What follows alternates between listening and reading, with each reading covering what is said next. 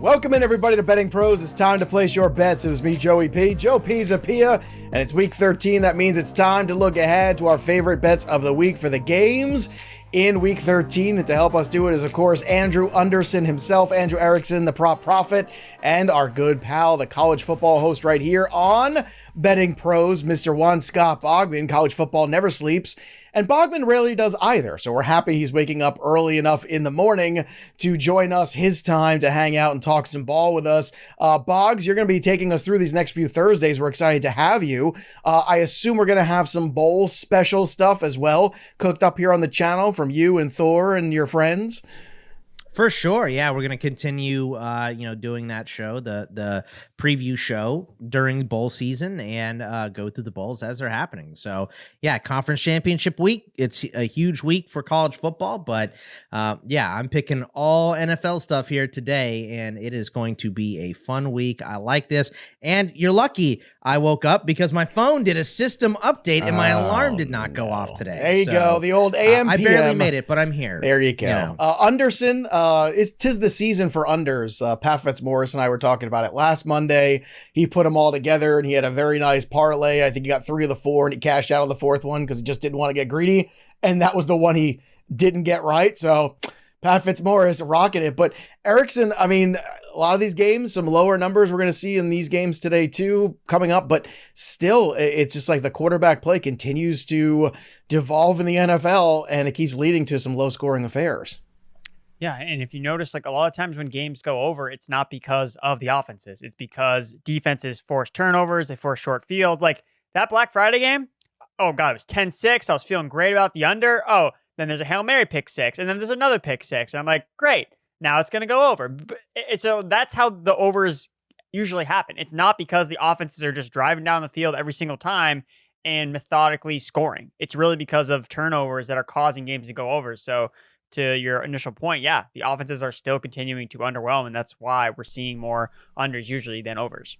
4 words you don't hear put together very often. Hail Mary, pick 6. Doesn't happen very often, but leave it to the Jets to find a way. All right, before we get to business here, a little bit of free business. Remember, we're giving away premium upgrades at Betting Pros right now, so subscribe to the channel. Drop your comments below. We want to hear from you. What are you in on this week in the NFL? Drop your picks, drop your comments below, and you just might win a 1-year free premium upgrade from us here at BP. It's very easy to do. Don't forget to ring that bell for notifications too if you are the big winner. And if you haven't already downloaded the Betting Pros app, what are you waiting for? This is the heat of the NFL season. We are in the thick of it here. We got playoffs around the corner. It's going to be fantastic. We're trying to help you win money. So download that Betting Pros app. And remember, if you download it on iOS, you get 3 free days of premium to try it out. It's great for NBA, NHL, NFL, any sport that starts with an N that you can think of.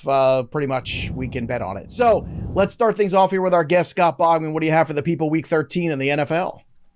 Let's start with Detroit -4 at New Orleans. I know it's a road game, but the Lions are 4-1 against the spread on the road this season. The only loss was that big Baltimore stomping they took. I know Pisapia loves to call Jared Goff an indoor cat, correct? I do. And this one is in the Superdome, so it is an indoor game for Jared Goff.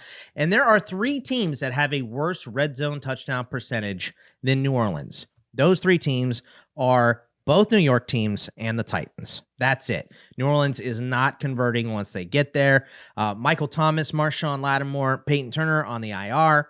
Chris Olave is in concussion proto. The Saints also had DNPs this week from Cameron Jordan, Marcus May, Pete Warner, Rashid Shaheed, Kendre Miller, and even their kicker is limited here in practice this week. And they're angry. This is an angry team with extra rest off of Thanksgiving that just was embarrassed at home.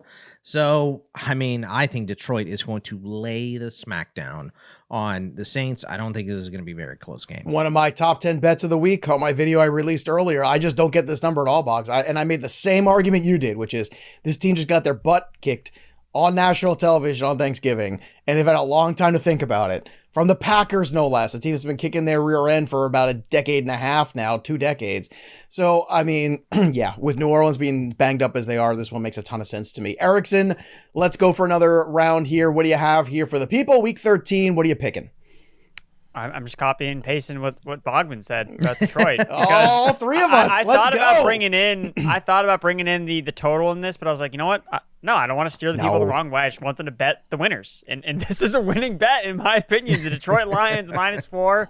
You know, when I was looking at the lines Sunday night, as I usually do, you know, scroll on, open up my app, see, oh, Lions -3.5 against the Saints. Sick bet.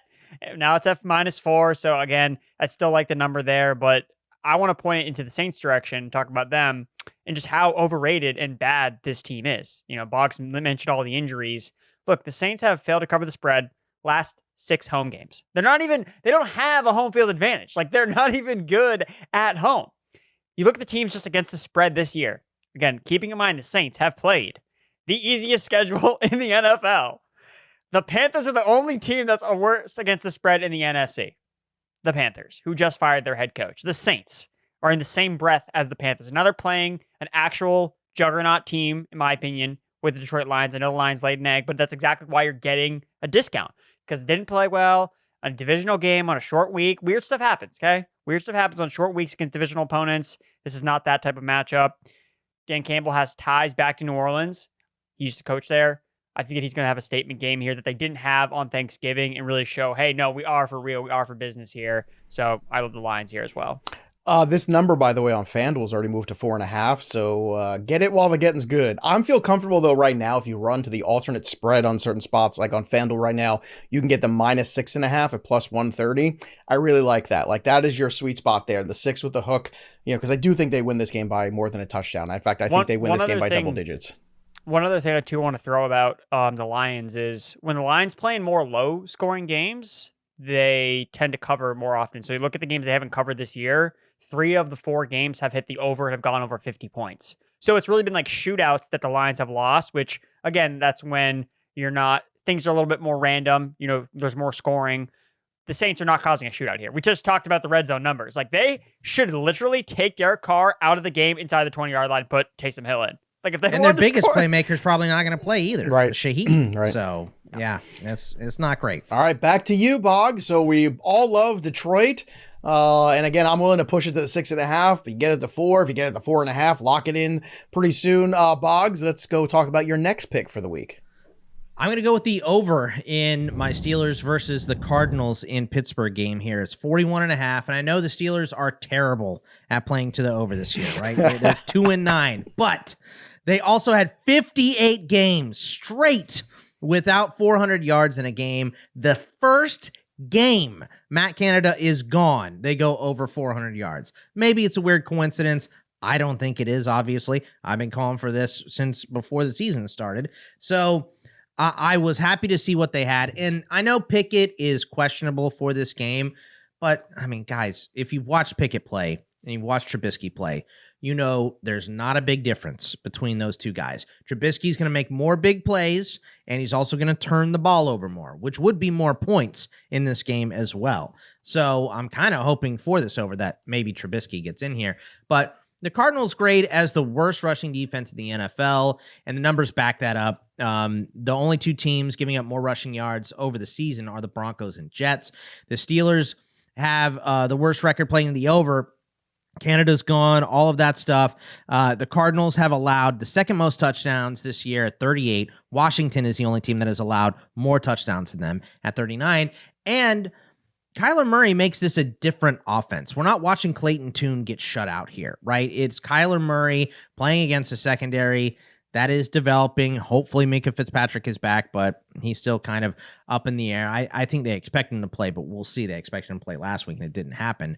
So the Steelers haven't played good offense in a while, so their defensive numbers look great. But the last couple games, Cincy with no Burrow, Cleveland with DTR, Green Bay and Tennessee, those are the offenses that they faced recently. So while I do believe in my Steelers defense, I don't know if it's as good as it has played over the course of the last month. So I think there may be a little back and forth to this game, and the total is low. It's 41.5. I think this game can go over. When Matt Canada got fired, I know I texted immediately. I'm sure your phone pretty much blew up, but I don't remember what time of day it was. Did you wake up to that news? I think that's why I woke up to it. I think that's why I needed to do a system update, is because Matt Canada got fired. I had so many texts and people sending me tweets. What was that like? DMs was that just like this glorious morning where you just woke up and your phone was full of these messages? You could see all the alerts and stuff. You remember Groundhog's Day when he wakes up and put your it's a little hand in mine. Da, da, da, da, da, da. I was dancing around like Fred Astaire. It was great. There you go. Yeah. Good times. All right, let's go to your take here, Erickson, because you got some feelings about this game as well, this Pittsburgh-Arizona game. What are they? Yeah, I'm taking the Steelers -5.5. Again, I like their offense in this spot here. Look, they're going to score points eventually because the more yards you put up, the more likely you're going to score points. They left a ton of points on the board last week. Some unlucky plays here and there. I mean, Jalen Warren doesn't fumble. They're going to score. Deontay Johnson, if Mike Tomlin challenges the play, they're going to score. So the points are going to come, especially against this Cardinals defense, as Bogs outlined, is absolutely horrible, both against the run and the pass. You can pretty much do whatever you want against the Arizona Cardinals. And we just look at how the Steelers handle business against bad teams. They've covered the spread last 8 of 9 games against teams that held a losing record. Like, they beat up on bad teams. The Arizona Cardinals are a bad team, especially on the road. 0-6 against the spread on the road. Arizona Cardinals. Like, they're feisty. They're that plucky bunch. And when they play in front of the home crowd, they go on the road. No. Kyler Murray's like, dude, I just want to play Call of Duty, man. Like, get me out of here. Get me back to Arizona. Get me in my gamer chair. I want to just play Call of Duty. So for me, I'm all in on the Steelers this week. I like the Steelers team total over. I like the Steelers to cover the point spread at 5.5. That's the best line that I'm seeing. So let's go. I'm ready for the steel card. I'm ready for Kenny Pickett to go out here and throw for 4 touchdowns. I know, man. Let's do it. You are very in on the Kenny Pickett. We just did a Fantasy Bro show today. From your lips to God's ears. So. I mean, that's what I want, Erickson. It's got to happen eventually, right? I mean, if he's ever going to have a game, like, it has to be this week. Has to be. Has to be. All right, we'll see. Next one on the list here, we're going to the Tampa Bay Buccaneers game. Carolina obviously getting rid of Frank Reich and a lot of other coaches too, which I think does not bode very well for them. Now, I am all in on Tampa winning this game handily, and I mean handily. I think Evans is going to have a day, but you've got a different approach to this one, Boggs. What is it? I'm going to take the under in this game. These teams combined are 6-16 playing to the over this year. Their offenses are not great. Baker Mayfield is expected to give it a go, but he's going to be less than 100% most likely. And the Panthers might have the worst offensive line I've ever seen in my life. And I know I've said that for a bunch of teams, and offensive line play is down, quarterback play is down, but I mean, they are not giving Bryce Young one damn Mississippi to throw the football. Jonathan Mingo has been on the field almost the entire season for this offense. And what does he have? 11 catches or whatever? It's absurd. They never throw him the ball because he can't come off that first look. He does not have time. And Zavala just went down, who was one of the worst pass blocking guards in the league. It's possible they upgrade by him going down in pass blocking. But if this dude was the starter, who is backing him up? It is, the line is bad. I know they're switching. I know they're going to play a little more inspired, but I think that means this game is going to be tight. The Panthers have scored 15 or fewer points in 7 of 11 games so far this season. The Bucs haven't scored over 20 points in their last 3 games. I know we expect this team to play a little bit better. I do think that's more of a college thing, you know, because everyone says, your coach gets fired. Yeah, everyone's happy. The wicked witch is dead, and now all the players are happy and they play better. I don't know if it's really like that in the pros. I mean, it is when a guy like Matt Canada is so obviously the problem and he leaves and then the whole offense opens up. I don't know if Carolina is going to get that. And Tampa Bay is going to play good defense. We may see Kyle Trask in this game at some point if Baker gets hurt. Baker runs too much. He's been banged up in like every game. He's been taking some big shots. I just don't like either team to really score that much in this game. I'll tell you what, man. Like I said, I'm in on the 5.5 on that game. Give me Tampa. I just think they're going to roll over. I think Carolina is officially imploding in of itself, and I think it can't get worse. It's 1-10. Oh wait. it could get worse because when you remove all these coaches, not just the head coach, you're removing the quarterback coach, the running back coach. Like you've taken a whole bunch of guys and now you got a game plan to go on the road in 5 days. I mean, that's crazy. Yeah, these guys weren't confused enough by what was happening before, Right. So let's change everything for them. All right, Erickson, the most public game of the week has got to be this Philly-San Francisco game. Derek Brown and I on the DFS podcast talked about having exposure to it, but it might be smart to also have some lineups where you fade it all together in case it doesn't live up to the hype. But you think it's going to because you are going to take the over on this. So let's talk about this one. Yeah, because in the sea of unders across the NFL, one game stood above the rest. San Francisco 49ers and the Philadelphia Eagles over 47 points. Look, I think it's pretty simple here. You have two elite offenses, and the weakest unit that's going to be playing on the field on Sunday in this game is the Eagles defense. And I don't think that's a hot take whatsoever. Eagles defense ranks 28th in the red zone. 49ers, 6th best red zone offense. The average total between these two teams this year in games they've played, 47.5.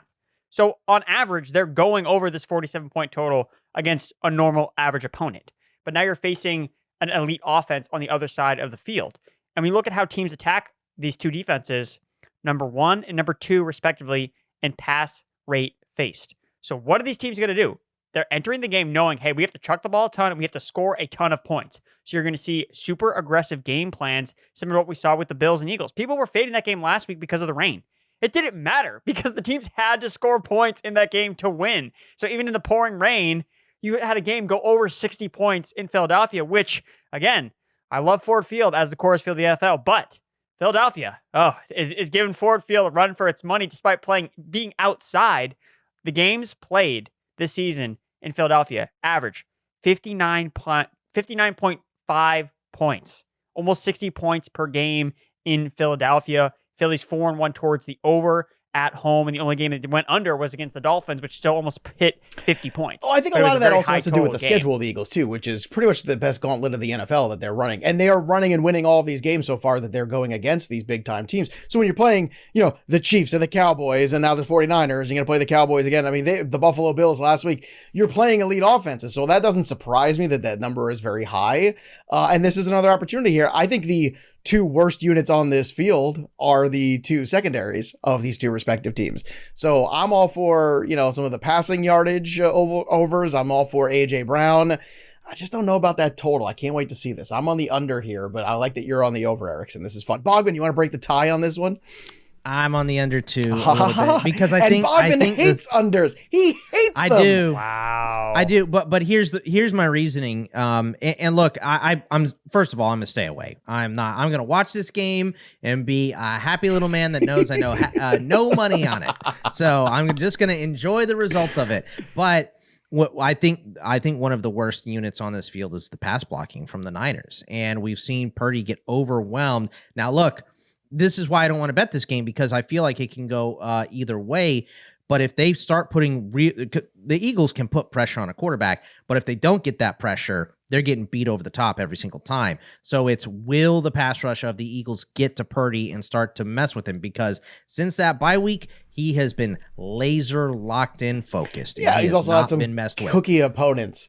Let's be honest. Sure, but I mean that just at home, but that gives you confidence, dude. I understand. So he's got the confidence, dude. Go into Philadelphia, go win a big road game in the most hostile environment. I'm on your side. Can I finish my point? I'm on your side. Let me finish my point. Yes, but he's arguing. Brock what Purdy I'm saying is because look, if they don't get to Purdy, Purdy's going to carve him up. Maybe. And it's definitely going to go over. But if they start hitting Purdy, this is going to be a lopsided game. So I don't want to mess. I don't want to touch it. That's all I'm saying. There's no defensive game plan that can stop healthy George Kittle, Deebo Samuel, and Brandon Ayuk. It's literally impossible. And the only reason that it stopped during that 3-game skid was because they had guys ask injured. Myles Garrett if they could stop it because because guys were injured. Trent Williams was injured in that game. Yeah, he got injured in that game. He wasn't injured the entire game. Yes, he was. He was injured in that game. Yes, he got injured in that game. He wasn't out for the entire game. He got hurt in the third, fourth quarter of that game. But he was playing injured in the game. Listen, so he was not at 100%. I can't wait till Welsh is on tomorrow on the Prop Bet Show because he's Mr. 49. And I am going to tease him about this because, again, I keep saying it to everyone. I'm going to say it again. I want to see Brock Purdy go on the road in Philadelphia with that crowd and win. And if he does, I'm going to sing his praises Monday. I'm going to tell you they found the next guy who's going to lead them to a championship and all that stuff. But if he doesn't, and Jalen Carter's sitting on top of his helmet, Guess what? It's going to be another thing where we all get back here and go, maybe the 49ers aren't as good as we thought they were, which is the same thing everybody was saying 4 weeks ago. And now all of a sudden they are the conquering heroes because they beat up on the Seattle Seahawks and a couple other lame teams in the middle of the pack. Color me unimpressed. Go beat the Eagles in Philadelphia. Then I'll anoint you as the front runner. Next, we've got another Scott Bogman pick. That was fun. Scott Bogman, what do you have here for the people on week 13? Give me Jacksonville minus 8.5 for Cincy on Monday Night Football. And this is because of what I saw from the Bengals. I mean, Joe Burrow's a magician, and he made it work behind that bad offensive line that the Bengals had. But Jake Browning couldn't do it, and the Bengals defense isn't going to save this game. The Bengals have a very good pass rush, but the rest of the defense is garbage. They're 26th in passing yards allowed, 29th in rushing yards allowed. They grade in the bottom 10 in PFF. Run defense, dead last in coverage. The Steelers led the Bengals in time of possession in their first non-Burrow game, 37-17 to 22-43. Jacksonville is finally starting to click over the last couple games on offense with 389 yards against the Titans and 445 against Houston. Trevor Lawrence is really starting to click. He had the 4 touchdowns 2 weeks ago and a season high 364 yards against Houston last week. I know that Cam Robinson is out, but Walker Little is at least a viable replacement for him on the offensive line of the Jags here. So, or Anton Harrison is okay. I mean, he's not, but I just don't think Cincy, they have nothing when Burrow is out. They have good playmakers, but Browning can't get him the ball. I mean, their longest catch in the game against Pittsburgh was a 31-yarder that was almost intercepted that Jamar Chase had to make an incredible play on, and then everyone was standing around flat-footed like they're Deontay Johnson during a fumble. So I hated what I saw from the Bengals last week, and I think they are going to get smashed on Monday Night Football on the road in Jacksonville. This is going to be a bloodbath. All right, Erickson, what do you have next for the people for week 13? What's your next pick? Tennessee Titans +1. I mean, Tennessee Titans on the money line. I mean, they're playing at home. Like guys, this is the trend that you want to follow. With the Falcons, you bet them at home. The Titans, you bet them at home. 4-0 against the spread in Nashville, in Music City. They don't lose at home. They cover the spread at home, and they're underdogs at home for I don't know what reason. Again, yeah, the Colts, sure, like they're a team that covers the spread. They're plucky. They got Gardner Minshew. He's got a mustache. We love Shane Steichen. Yes, but they're not a better team on paper than the Titans. So I'm taking the Titans at home. I think this is easy. They've averaged 25 points per game at home. They can run the football at home. What has this Colts defense been lacking is their run defense since they lost Grover Stewart to a 6-game suspension. They have been destroyed by running backs recently. Since week 7, they faced 5 running backs who have all gone over their projected rushing totals. Derrick Henry in December, over 5 yards per carry. This is the guy that you want to bet on at home. So I think the Titans are going to win. Just for clarity, Erickson, where are the Titans playing this weekend? They're playing in Nashville. At home. At home. At home. You went like full Shatner and cover there. the spread. I like to rewind to the beginning of that rant. We're like, they're playing at home. This happens at home. Ding. You put the counter. Because that's why I'm betting on them. It's a great point. You need Tyler, our social guy, to put a counter of the at homes. All right, time for the last picks of the week here for week 13. Boggs, you got a fun one here. You got a little parlay action. I'm digging it. Let's go. Yeah, I'm going to do an away teams win moneyline parlay. Miami at Washington wins, Detroit at New Orleans, which we already talked about, wins, and the Chargers at your Patriots, guys. Sorry. Good. Sorry. I know which leg's going to blow it for you. Yeah, I know. Because you don't want the Patriots to win. I'm rooting for all the L's. Look, Give me the the number one Chargers are pick. bad. But I was going to take a different team. I can't remember who it was, but I couldn't get the juice to double up. So I was like, I still think the Chargers aren't good, but they're better than the Patriots, who look like they've given up and have no idea what quarterback is going to be. It doesn't matter. They're both terrible. So that is plus 201 when I put it in last night, straight up on the money line. Those 3 away teams, road teams, not normally something I like to do, but Miami is like a 9.5 point favorite. We talked about how much we think Detroit is going to smash, and right now the Patriots are playing the worst football in the NFL. So, I like this money line parlay a lot, and you're doubling up your money. All right. Erickson, take us home. One more pick for week 13. What do you have? Of course, I got to bring in an actual under here, or else People are going up to to be raising the the name, pitchforks, be like, this isn't Andrew Anderson. What's going on? So, but I'm going with a primetime under because those have been hitting at an unstoppable rate this season. So Kansas City and Green Bay under 42.5 points on Sunday Night Football. Green Bay 4-1 towards the under at home this season. 6 of the Chiefs' last 7 games have gone under the point total. That's because Chiefs games have been so bloated in terms of their totals when they open because, it's the Chiefs. It's like, guys, have we watched football this year? Like, the Chiefs offense their is not defense good. is better than their offense. They're a defensive, let's run the ball and play defensive team. Like, that's how they win games. And against Green Bay and Jordan Love, who, yes, he's looked better in the last recent weeks, but it's because he's faced bad secondaries. He's faced the Lions. He's faced the Chargers. The Chiefs are one of the top defensive units, especially against the pass this season. So I think the under is definitely the play here. Overall, the Chiefs are 8-3 towards the under. The teams have combined 8-14 towards the under this year, and they've averaged 40.5 points in totals of their games. So it's like the total is set at 42.5. So that median projection is already higher than what these teams do on average. So I think there's just a lot of value just taking the under, and then you're throwing in all the trends of, okay, primetime unders, like these hit. And I love the number where it is at 42.5, which I just think is still giving too much credence to, the Chiefs, like, they still have Patrick Mahomes. Like, yeah, but it doesn't matter because he's throwing to nobodies. He's throwing to jabronis. I do like Rashee Rice, but again. I knew it. Yeah, I knew had it. to be one. Had to be one. Kelsey's not really a jabroni either, but yeah, I understand what you're saying. He's old. All right, the age is coming out in me again. There you go. Let's recap all the picks. We're all in on Detroit at the -4 over New Orleans. I'm okay putting it to -6.5 to get that +130 number on it. Bogman's in on Arizona at Pittsburgh going over 41.5. Carolina, Tampa under 37. Jacksonville by the 8.5 against Cincy, and then that 3 away game parlay, Miami, Detroit, and the Chargers at +201. Erickson's in Pittsburgh at the 5.5. He's got the over 47 for Philadelphia, San Fran.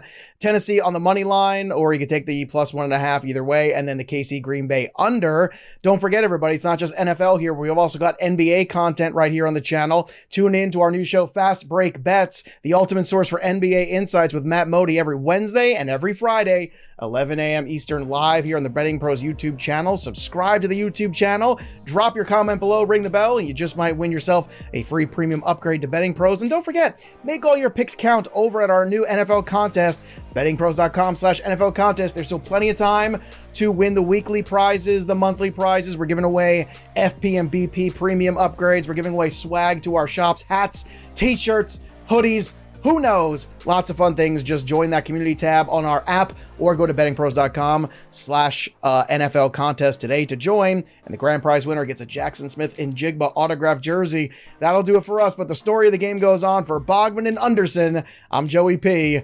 We'll see you next time, kids.